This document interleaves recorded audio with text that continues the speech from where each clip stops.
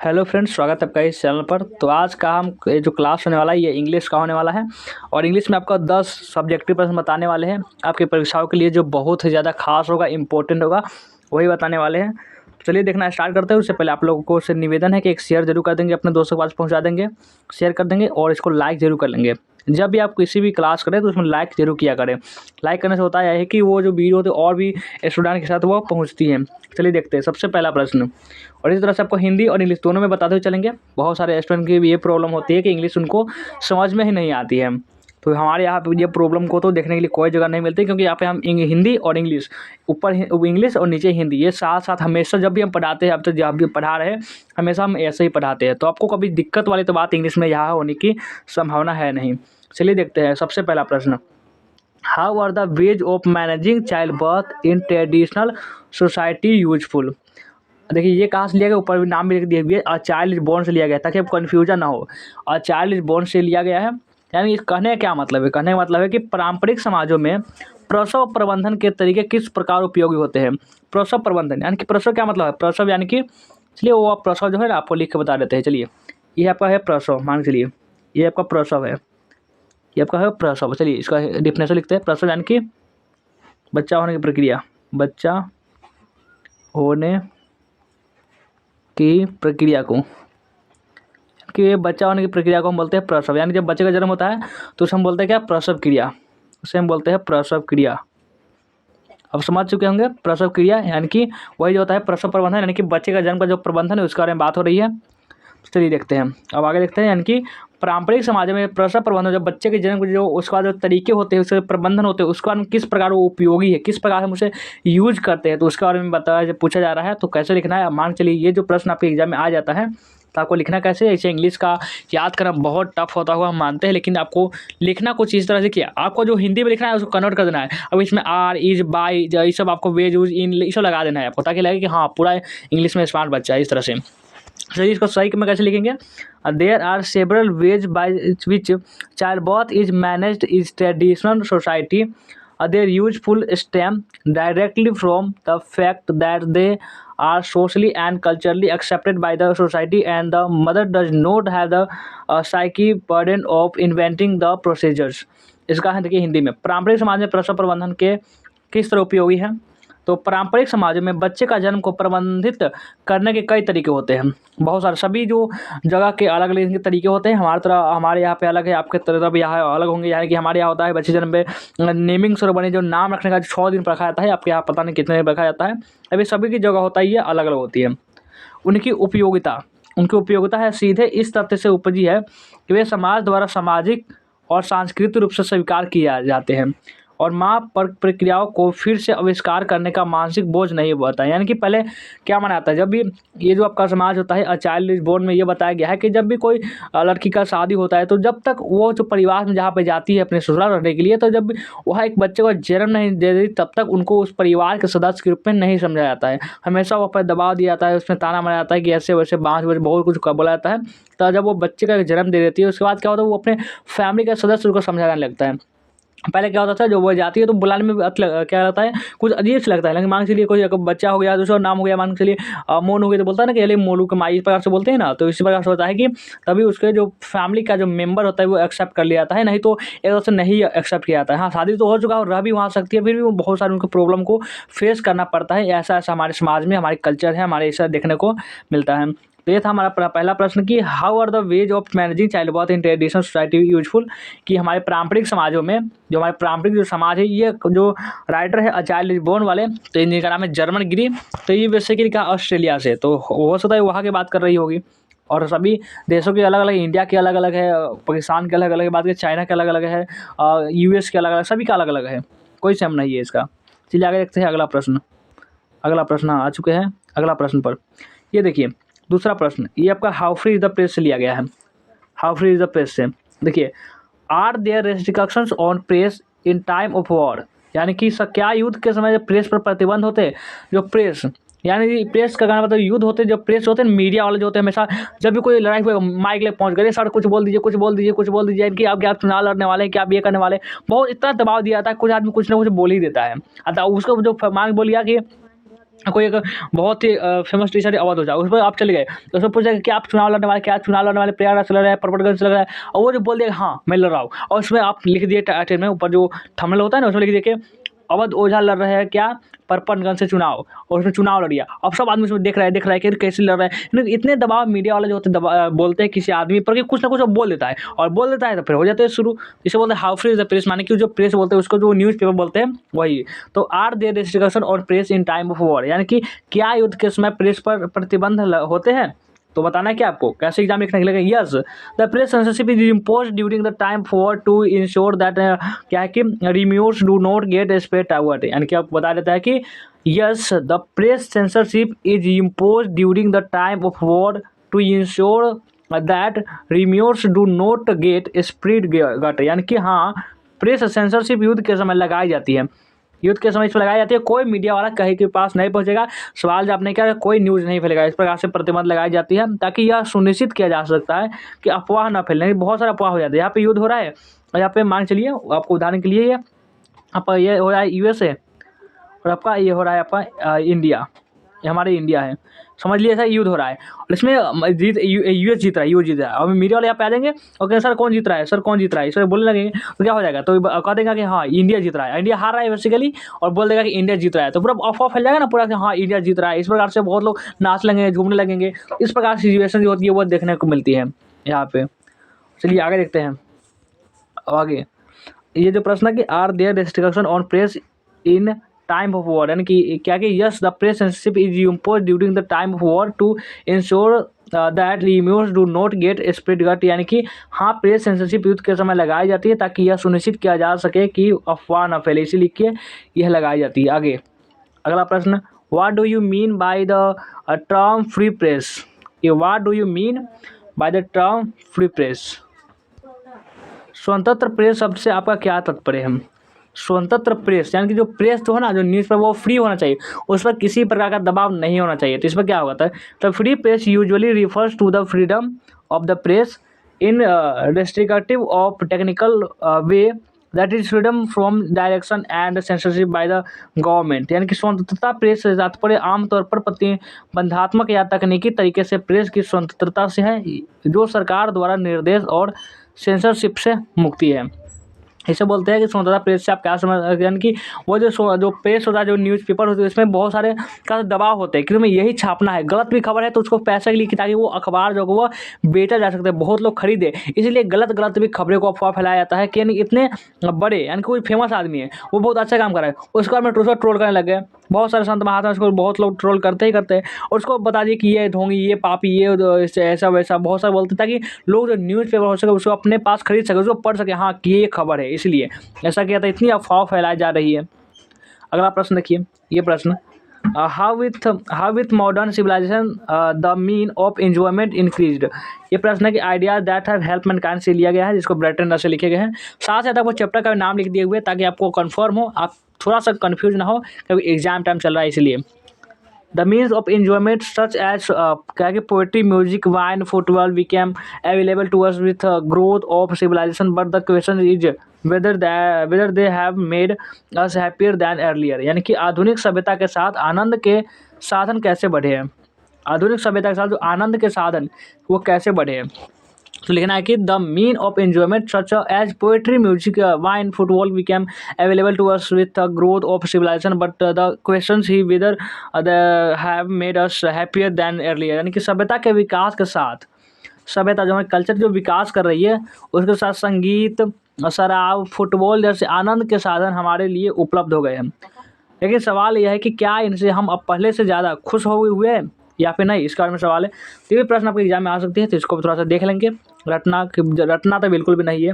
और ये प्रश्न किए, ये why did CB wonder about the town, the artist से लिया गया है, सिगा नोयस के लिखे हुए हैं। ये क्या है कि एक स्टोरी है, इस स्टोरी में क्या होता है आपको, चलिए आपको बताते हैं, इस स्टोरी का पूरा फुल आपको कहानी वही बताएंगे। देखिए ये होता है क्या है कि ये आपका सीबी है, ये आपका क्या है, ये बच्चा है जिसका नाम है सीबी, और द आर्टिस्ट का जो मेन कैरेक्टर है, या क्या है ये मेन कैरेक्टर, यहाँ पे है मेन कैरेक्टर है, ये कैरेक्टर, ये मेन कैरेक्टर है किसका, द आर्टिस्ट का, द द आर्टिस्ट का ये मेन कैरेक्टर है जिसका नाम है सीबी। और क्या करता है सीबी? अब बात आता है कि सीबी जो है ये करता क्या है। तो सीबी क्या करता है, तो ये गॉड्स में इंटरेस्ट रहता है। GOURDS, गॉड्स यानी कि जो कद्दू है, गॉड्स को हम हिंदी में बोलते हैं कद्दू। तो क्या कद्दू को हमेशा कलेक्ट रहता है। ये जो आप सीबी जो देख रहे हैं, ये सीबी ये हमेशा कद्दू को क्या करता है, उसमें नए डिजाइन बनाता है। एक मतलब इसको पसंद है, बहुत सारे होता है मूवी देखना पसंद होता है, किसी को घूमना पसंद है, किसी दोस्तों का पार्टी में जाना पसंद है, लेकिन इसको क्या है, कद्दू को बहुत उस पॉलिश करेंगे, उसमें तेल लगाएंगे, उसमें भोंकेंगे, बहुत अलग अलग डिजाइन बनाना रहता है। यानी कि ये जो ऐसे घर वाले जो टीचर जैसे बेट कैसा लड़का बदतमीज है, कुछ काम दिमाग में नहीं है, पागल वागल ये बहुत बोलते हैं, क्योंकि ये ऐसा कुछ काम ही नहीं कर रहा है। क्या कर रहा है, ये कद्दू को पॉलिश कर रहा है। उसमें जो चाय पत्ती वाली जो होती है, जब चाय पी लेते हैं आपको जो चाय पत्ती जो काला काला बच जाता है, उसको इसमें डाल रहा है। तो यानी कि ये बेतुआ वाला काम हो गया, इसलिए वो क्या कर रहा है, इसको पागल वाले बहुत कुछ बोलते हैं। मतलब टीचर तो एक बार तो हद ही हो जाता है। ये एक लौकी खरीदता है ये हमेशा। अरे जो होता है ना गॉड्स, यानी गॉड खरीदने वाले, जो कद्दू खरीदने वाले सभी जितने भी जगह है जहाँ से ये कद्दू बेचा जाता है, वहाँ पे सभी से परिचित कर लिया है कि हाँ मैं खरीदने वाला हूँ। ऐसे ग्राहक सभी इसको जानते हैं। कोई किसी से पूछते हो कि सेबी को जानते हो, तो हाँ वो तो रोज़ हमारे यहाँ से कद्दू खरीद के ले जाता है, इस प्रकार से बोलते हैं। तो ये जो सीबी है सभी से परिचित हो गया है। एक दिन खरीदता है, एक जिसे आता है वहाँ पे बाजार में मिलता है इस तरह का कद्दू, इतना बड़ा लंबा, इतना लंबा रहता है कद्दू। और इसको क्या करता है, सीबी को पसंद आ जाता है, ये बहुत अच्छा है। इसको कद्दू को वो देखता है और खरीदने के लिए दौड़ा जाता है घर पर, पैसे लेके आता है और इसमें खरीदता है इसको। और इसको इतना इससे लगाव हो जाता है, इसने से प्यार होता है, जाकर उसको अपने स्कूल में पहुँच जाता है। और स्कूल में क्या करता है, इसे पॉलिश करने लगता है। यानी कि इस पर कुछ कुछ कुछ कर रहा होगा, इस प्रकार से हम तो नहीं देखते कैसे करता था। और इस बार कुछ पॉलिश कर रहा है और उसमें पकड़ लिए एक टीचर जो कि एथिक्स के थे, यानी कि वे बताते थे कि कैसे हाथ घुमाना चाहिए, किसी का बड़े को सम्मान करना चाहिए, किसी का पैर छूना चाहिए, ऐसे बार से वो सम्मान, यानी कि कैसे बोलना चाहिए, यानी कि ये सब मॉरल कल्चर वाला बता रहे, नैतिक वाला टीचर। और उसके सामने ये बदतमीजी करते पकड़ा जाएगा तो मारेगा ही बहुत। मारा तो वो तो अलग बात है, उसको कंप्लेन तो केवल किया, लेकिन उसके पास घर पर कंप्लेन चला गया। और घर पर गया तो उसके फादर तो थे नहीं, ये जो सीबी था वो गए हुए थे कारपेंटर शॉप में, उसके माता जी थी, उसके पास कंप्लेन किया कि तुम्हारा बेटा ऐसे बहुत कुछ सुनाया। अब जब वापस जब वो तो कारपेंटर शॉप पर काम करते थे उनके पिता, जब वहाँ पे सीबी के जब वहाँ पे पहुँचे तो सीबी को दे दनादन बहुत मार मारे, उसको कॉलर पकड़े, जितना भी गॉड्स इस पर जो कलेक्ट किया था बहुत मेहनत से, यानी जिसको मेहनत साल 2 साल लगे होंगे उसको करने में, उसको मारा कुल्हाड़ी, और कुल्हाड़ी नहीं वो हथौड़ा है हमारा, हाँ उसे मार मार के पूरा तोड़ देते हैं। ये तक सीबी कहानी आपको पता चल गया होगा। और सीबी शहर में उसके बाद क्या होगा, उसके बाद वो पेंटिंग पिक्चर करने लगता है। सीबी शहर में क्यों घूमता रहा, ये प्रश्न है। सीबी जो शहर में क्यों घूमता रहा। CB wandered about the town in search of new variety of gods in a short period of time. He had become familiar with every place and shop that sold gods. He wanted to purchase as much quantity of new variety to gods with his mean. यानी कि CB जो था वो CB लिखा है, गलती लिखा हुआ है, ये नहीं ध्यान देना है। सीबी नई किस्म की लौकी के तलाश में शहर में घूमता रहा। थोड़े ही समय में वह लौकी बेचने वाली हर जगह और दुकान से परिचित हो चुका था।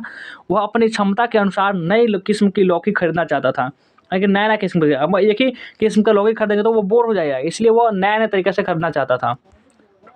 अगला प्रश्न, what made CB's heart beat faster.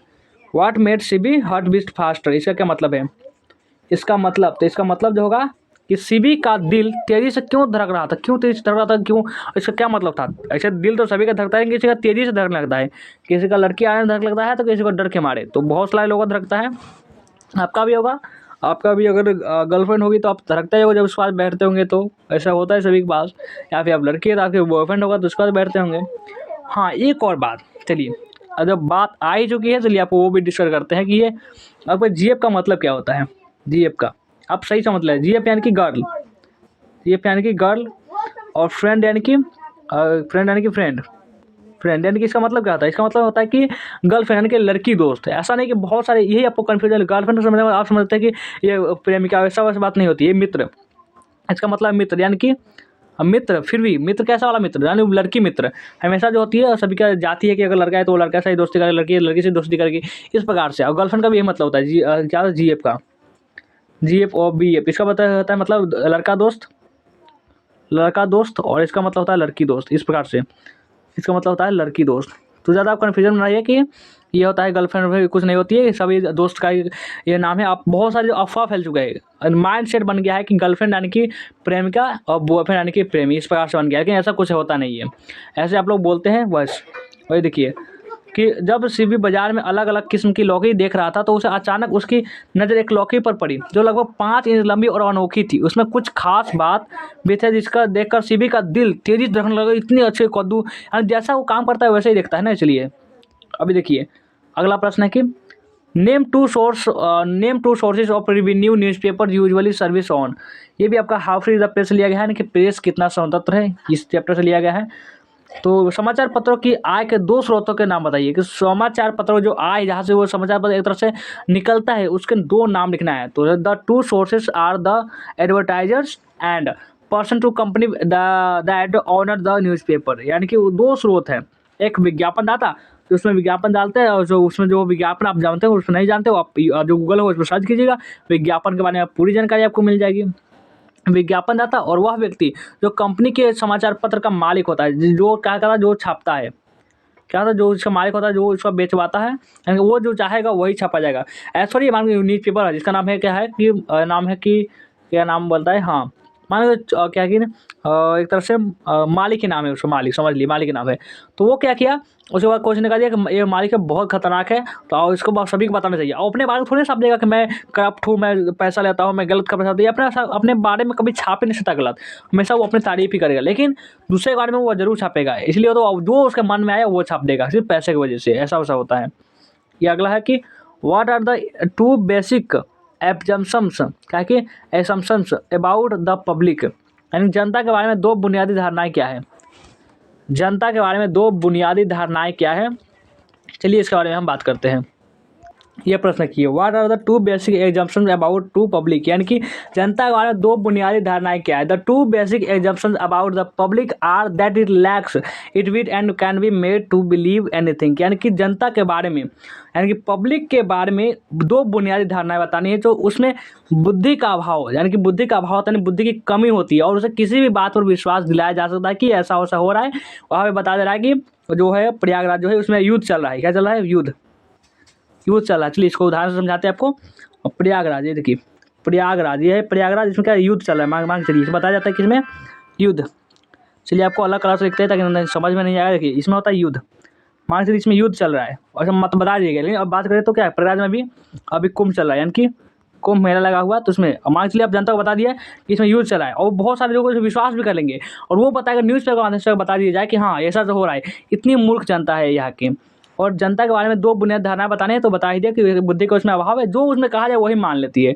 एक बहुत सारे रहता है जो राजनेता होते हैं, वो पहले बताते हैं क्या, पहले बताते हैं कि यहाँ से गरीबी महंगाई खत्म कर देंगे पूरा, इनके बहुत सारे उसमें नारा भी लगाते हैं, और वही 1-2 साल बाद हो सकता है या फिर वही भी आएंगे बोलेंगे ऐसा ऐसा हमने ये फ्री बिजली से दी भी, और मान लेते हैं हाँ दी, एकदम जो मानते वही तन के खराब है। तो उसमें भी नहीं होता लगता है हमने काम नहीं किया तो फिर हम कैसे जा रहे हैं, वो भी कुछ बात ही नहीं होती है। जो बोल रहे हैं मान रहे हैं जनता, फिर उसको मूर्ख बनाया जाता है ज़्यादातर यहाँ पे। और अगला प्रश्न देखिए कि why has Sudan women official stopped going to international conference, यानी कि सूडानी महिला अधिकारियों ने अंतर्राष्ट्रीय सम्मेलनों में जाना क्यों बंद कर दिया। अंतर्राष्ट्रीय जहाँ पे सम्मेलन हुआ करते थे वहाँ पे जो जा रहे थे वो बंद क्यों कर दिया, स्टॉप क्यों कर दिया। और why has Sudan women official stopped going to international conference, यानी कि लिखना है इस प्रकार से, प्रश्न आपके एग्जाम में आता है, लिखना कि Sudan women official has stopped going to international conference as they are told you there leaves and are not consulted, यानी कि सूडानी महिला अधिकारियों ने अंतर्राष्ट्रीय सम्मेलनों में जाना बंद कर दिया। कारण क्या था, क्योंकि उन्हें उनके जीवन के बारे में बताया जाता था और उनसे परामर्श नहीं किया जाता था, यानी कि उनके बारे में बोल दिया था तुम्हें ये काम करना है, उससे पूछा भी नहीं था तुम्हारा मन है करने का या नहीं, इस प्रकार से, यानी जो अपमान में आए वो बोल दिए वही करवा रहे उससे, तो इसीलिए उनको दिक्कत होने लगी, उसके बाद जाना बंद कर दिए। तो यही कारण था, तो वो नहीं जाने लगी। अगला प्रश्न, ये था हमारा कितना प्रश्न, ये हमारा था 10, कितना 10 प्रश्न था, बहुत इंपॉर्टेंट 10 प्रश्न था, जो आपको कैसे भी इसको याद तो नहीं, इसको आप पढ़ लेंगे तो आपको इंग्लिश तो आप जानते हैं आपको याद करना बहुत मुश्किल होता है, इसलिए इसको याद करने की बात नहीं करेंगे, बहुत सारे सब्जेक्ट होते होंगे जो आपको पढ़ना होता है। 10 प्रश्न है, इसको आप 1-2 बार और पढ़ लेना है। अब ज़्यादा बात करें तो 2 से 3 दिन ही बचा हुआ है आपके एग्जाम में, तो इसमें क्या करना है, जितना हो सके इसी इंग्लिश में पढ़ना है, हो सके इसमें से 1-2 प्रश्न आपके एग्जाम में देखने को मिल जाए तो आपको बहुत अच्छी बात है, क्योंकि इसमें आपको जो पढ़े होंगे तो थोड़ा थोड़ा आपको याद हो ही जाएगा, और उस हिसाब से आप इसको बना के लिख देंगे। या देखिए इस पर आप कैसे लिखना है आपको, देखिए सूडानी महिला अधिकारियों ने अंतर्राष्ट्रीय सम्मेलन में जाना क्यों बंद कर दिया, मान लीजिए ये आपका प्रश्न है, इसको आपको लिखना है, आपको पता नहीं है, इसे लिख देंगे इस प्रकार सूडानी, इस प्रकार से लिख देंगे आपने, सुडानी। अब महिला लिख देंगे महिला, इस प्रकार से। अगर इंग्लिश नहीं जानते तब, जानते तो वुमेन लिखेंगे ना, आप लिख देंगे सुडानी वुमेन, इस प्रकार से सुडानी वुमेन, सुडानी वुमेन लिख देंगे। और लिखेंगे यहाँ पे देखिए अधिकारी को आप अधिकारी, अगर स्पेलिंग नहीं जानते हो अधिकारी को लिख देंगे। इस प्रकार से आपको लगेगा हाँ भाई बीच में ज़्यादा इज टू, इस प्रकार से लगा देना है।